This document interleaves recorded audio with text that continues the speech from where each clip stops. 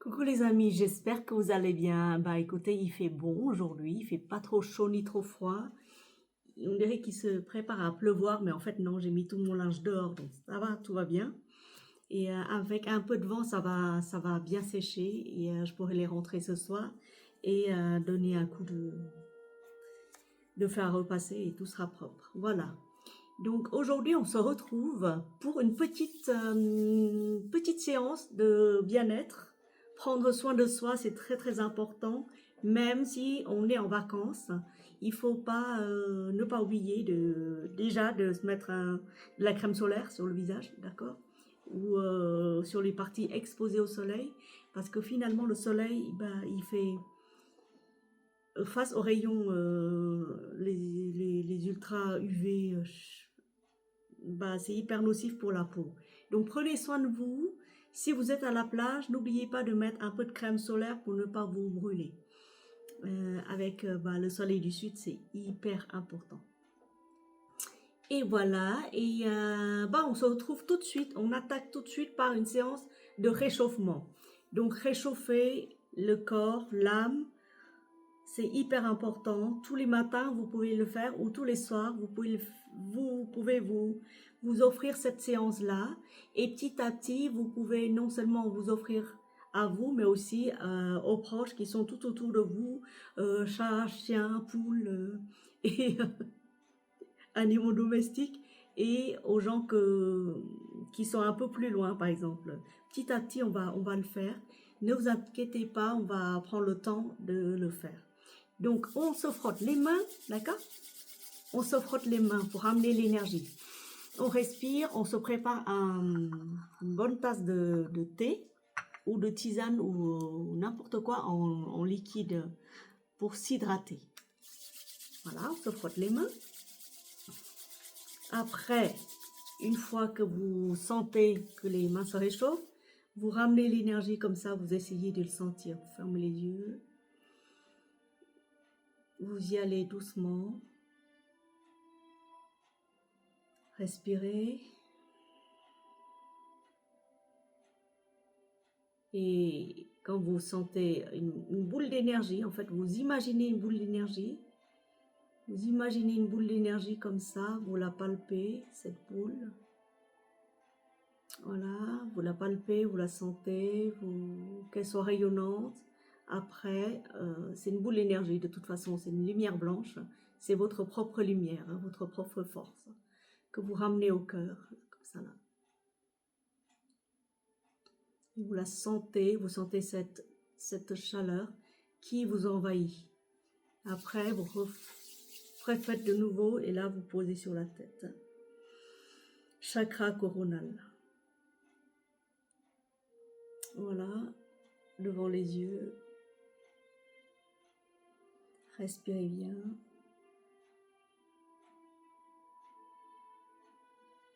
Imaginez toujours une boule d'énergie qui descend. Respirez bien. Tout le long du corps, le long des 7 chakras qui serpentent le long de la colonne vertébrale jusqu'en bas, jusqu'à vos pieds. Vous ramenez une boule d'énergie, vous faites une protection. Une protection, protégez-vous d'une très belle lumière, une très belle énergie. Respirez.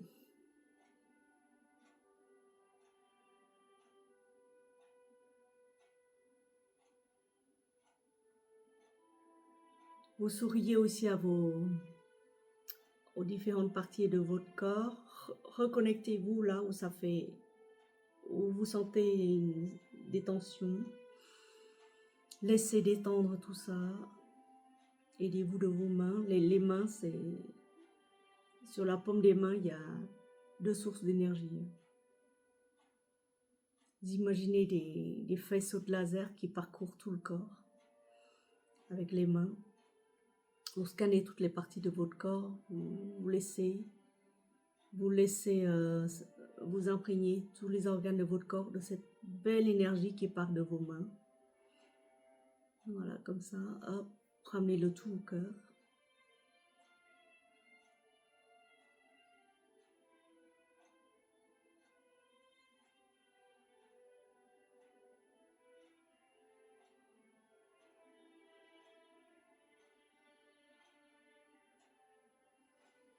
Respirez profondément, laissez cette belle énergie vous imprégner. Ressentez la douceur de votre propre force.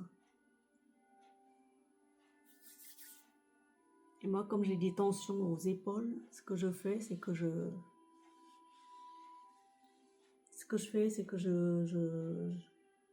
ramène un peu plus d'énergie de la paume de ma main. Et je parcours comme ça, je m'aide. Pour la guérison au niveau énergétique. Ce que Eckhart Tolle appelle le corps énergétique, c'est en fait c'est un corps qui épouse votre corps, c'est un corps astral qui épouse votre corps, qui s'y ajuste comme il peut, et s'il y a trop de dissonance, si le corps physique souffre trop, ça va impacter le corps énergétique. Donc du coup vous le ressentez, vous ramenez ce corps énergétique, vous le ressentez, vous l'ajustez.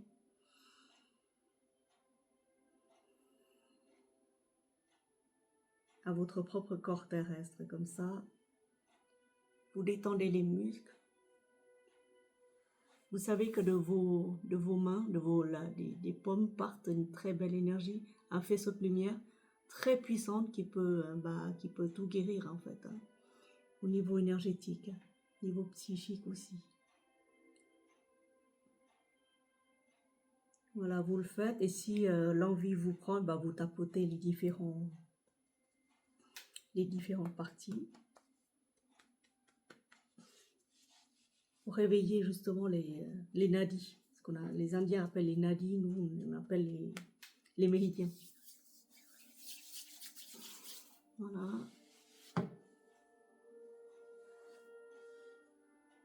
N'oubliez pas les genoux, les jambes, les genoux, jusqu'à la pointe des pieds et sur la plante des pieds aussi. Il y a énormément de points qui demandent à être stimulés tous les jours. Et si vous ne le faites pas, ça va s'encrasser. Et ne serait-ce que pour se libérer un peu des soucis du quotidien. Pour bien commencer la journée. Voilà. Une petite séance sympa, comme ça.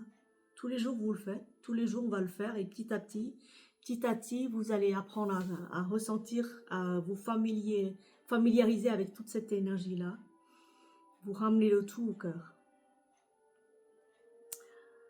Vous ressentez cette belle lumière, la douceur de votre amour envers vous-même. C'est le plus important. Si vous ne vous donnez pas assez d'amour, vous ne pourrez pas le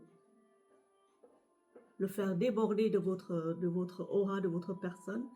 Les gens ne peuvent pas ressentir cet amour-là. Et vous pourriez, même si vous voulez aider quelqu'un, aidez-vous d'abord vous-même. Hein. Débordez d'abord d'amour. Une fois que vous en avez beaucoup, vous pourriez en propager à votre environnement. Mais pas avant, d'accord? C'est plus important. C'est ce que j'ai appris depuis des années. J'ai appris ça depuis des années. Je prends un peu d'eau pour m'hydrater.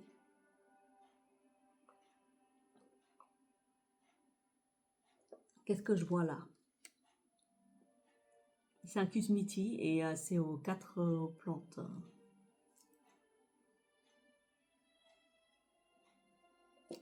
Voilà, voilà.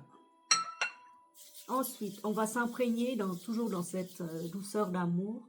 On va prendre le livre de prière de la source sacrée de Mario Montez, celui-là. Et méditez avec moi.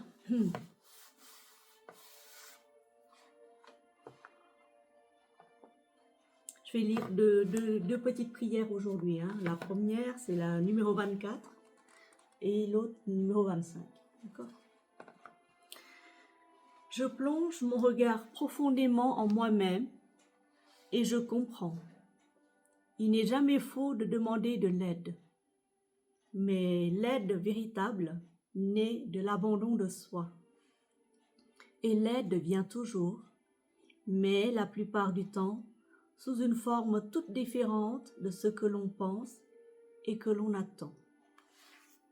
Alors, je confie ma vie à toi, ô Dieu. Je sais que l'aide est déjà là.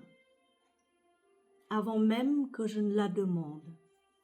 Sans fin, ton aide guérissante et libératrice afflue vers moi. Quelle merveille! Je n'ai pas besoin de désirer l'aide divine, ni de la chercher, elle est toujours, ici et maintenant. En moi, dès lors que je m'insère entièrement dans la lumière des lumières.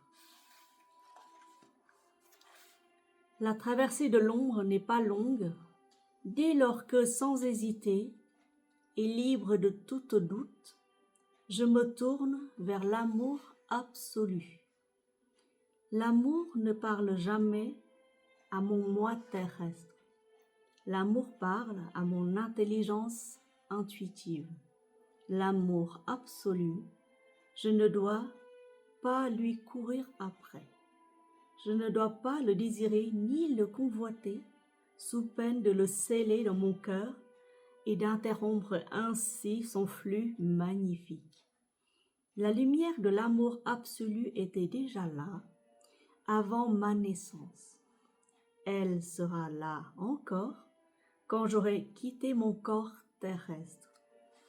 De vivre en toute conscience maintenant, dans la lumière de l'amour, est un processus d'élévation et de transformation.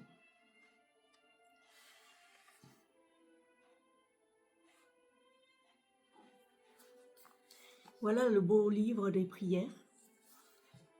Quand je suis désespérée, un peu perdue, je prends une page au hasard et je lis et ça me rassure. Tout en sachant que ces prières-là, je me l'adresse à moi-même. Et ensuite, je vous ai promis de vous lire aussi un texte de toujours le même auteur. Se libérer des soucis, je continue. Et cette fois-ci, ça parle réellement. Ne te retourne pas. Ne te retourne pas.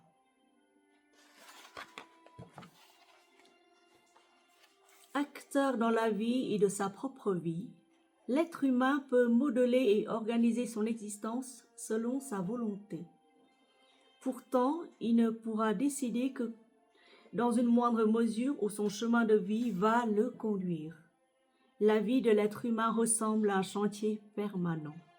Chacun se construit sa maison invisible, une maison jamais terminée, toujours transformée, rénovée, partiellement détruite et de nouveau restaurée. Ne te retourne pas. Ne regarde pas en arrière car la vie ne revient jamais sur ses pas. Ne laisse pas tes pensées tourner sur elles-mêmes comme dans une roue d'un hamster. La vie vient à toi, sois donc attentif à ce que tu en attires et à ce que tu en rejettes. Car la cause de ces va-et-vient, quel qu'il soit, c'est toi-même. L'amour ne recherche rien d'autre que l'amour. Mais voilà, l'amour humain a beaucoup de visages et de facettes. C'est pourquoi, sois vigilant lorsque tu jettes tes filets dans la vie. Personne n'est à l'abri d'erreurs et il vaudrait mieux y regarder à 2 fois avant de les lancer. Restez prudent et très attentif à ce que l'on attire dans son cœur. Écoute à l'intérieur de ton cœur et lorsque tu écoutes, laisse de côté tes attentes, tes désirs et tes idées. À garder l'esprit ouvert et sans a priori, on vit mieux. Les peines de cœur, on peut les surmonter avec du bon sens et de la clarté. Ce qui importe ici, ce sont les processus d'apprentissage et le discernement qui s'en dégage. Et puis, au grand jamais, les déceptions ne devraient nous faire abandonner l'amour, car l'amour est le plus beau et le plus grand des cadeaux, l'élixir de vie de l'âme. L'amour est sans limite, il ne connaît pas de frontières. En son fort intérieur, l'être humain est un avec la vie, car toute existence est enchâssée dans la source de cet être un. Quiconque s'épanouit justement là connaîtra l'amour vrai, car l'amour se révèle au fur et à mesure que l'âme s'épanouit et mûrit, tout comme il se révèle aussi dans le courage d'aimer son prochain, qui présuppose une confiance profonde dans la vie. Le discernement est-elle un voyage vers le dedans, un voyage à travers la nuit vers la lumière? Au fond, l'être humain est semblable à une goutte qui, lorsqu'elle se réveille, retourne dans l'océan illimité. Les mots que l'on utilise et la manière dont on s'en sert dans les dialogues vont être déterminants pour le bon fonctionnement ou l'échec d'un couple ou de toute autre relation. À l'évidence, il vaut tellement mieux rire ensemble que se disputer sans arrêt. Ne parle qu'au moment où tes pensées sont calmes, apaisées, cela profite à tout le monde. Mesure tes paroles. Ne les utilise pas pour tromper ni pour détruire. Veille à tes pensées et à tes actes, car ils créent exactement le monde dans lequel tu vis. Oui, tu vis dans les constructions échafaudées par tes pensées et tu t'identifies à elles. La force d'aimer est plus forte que la force de détruire. Les pensées d'amour créent des actes d'amour et des espaces d'amour, non seulement pour toi, mais aussi pour tous les autres. Bienséance, fiabilité et loyauté. Ce sont les qualités de l'être humain qui vit en s'inspirant des finesses et des subtilités de la vie. Le chemin de vie d'un tel être est rempli de beauté intérieure et extérieure. Son regard, ses paroles et ses pensées sont doux, mais déterminés et clairs. L'amour est une main forte qui se tend sans faiblir. La compassion est une force qui protège et nourrit, comme une fleur resplendissante dont d'innombrables abeilles boivent le nectar. Être comme ça, cela ne veut pas dire que l'on est quelqu'un ou quelque chose de particulier. Être comme ça, c'est ce que tu es réellement. Dès le moment où tu t'es débarrassé de tous les fardeaux inutiles que tu as accumulés en toi de siècle en siècle, ce poids mort intérieur t'alourdit, qui te rend inaccessible pour les autres et te dépouille de ta beauté. La nature se regarde elle-même dans le miroir à travers les sens de l'être humain et elle admire la beauté dans toute sa profusion. Le sens de l'être humain sont des outils de la nature et l'être humain lui-même fait partie de la nature. Tu ne peux voir et ressentir que ce que tu es toi-même, car ce qui est vu ne peut jamais exister séparé de celui qui voit. C'est l'amour de l'humanité, de son semblable, qui ôte les obstacles de ton chemin de vie, alors que l'égoïsme, les besoins insatisfaits, la solitude et l'entêtement s'y étendent tel un épais brouillard. Pénètre avec clairvoyance dans ton propre monde, réveille-toi et chasse les vieilles habitudes de la léthargie. L'indolence est comme un géant endormi qui se cacherait dans une brume dense et ne veut pas être réveillé. Quel chemin vas-tu emprunter? Tu as toujours le choix, tout le temps. Ne te cloître pas dans les idées de culpabilité ou de non-culpabilité, de bonne ou mauvaise conscience, elles ne te feront pas avancer d'un pas. Tes pensées aigres rendent le cœur aigre, les pensées amères remplissent l'âme d'amertume. Ne te laisse plus asservir par elles, car elles sont le creuset où se rejoignent tous tes soucis et toutes tes peurs. L'apitoiement sur soi t'affaiblit et te nuit à toi-même. Mets-toi debout et libère-toi de cette chaîne qui t'asservit. Même les consolations des autres ne te sont d'aucune utilité. Elles ne font que renforcer et rallonger la chaîne. Donne des ailes à tes pensées pour qu'elles puissent se mettre à voler. Tu ne peux pas séparer tes pensées de tes actes. Songe-y. Tu es à la fois le chemin et le marcheur, donc fais attention où tu mets les pieds. Fais attention aux cailloux sur ton chemin pour ne pas trébucher et te blesser. Personne ne met d'obstacles sur ton chemin.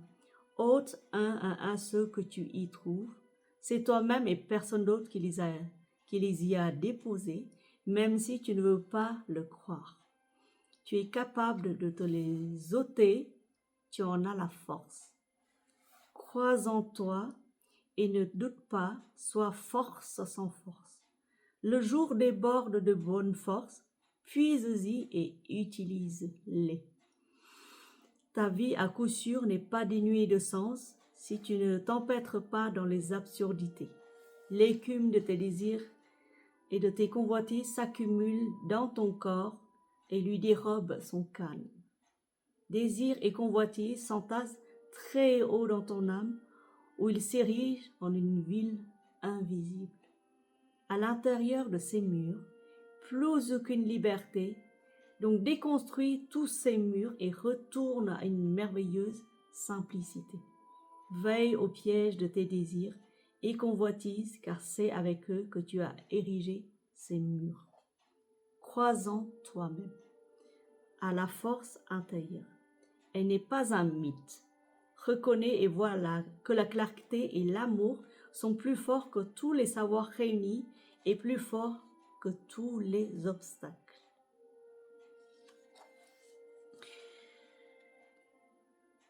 Fais taire le cœur de tes soucis, dresse l'oreille et écoute cette toute nouvelle musique dans ton cœur.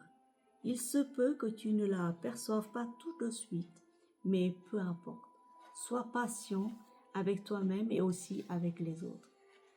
Si tu continues de t'orienter d'après de mauvais souvenirs, tu t'affaiblis toi-même et tu retardes l'émergence de cette nouvelle musique en toi.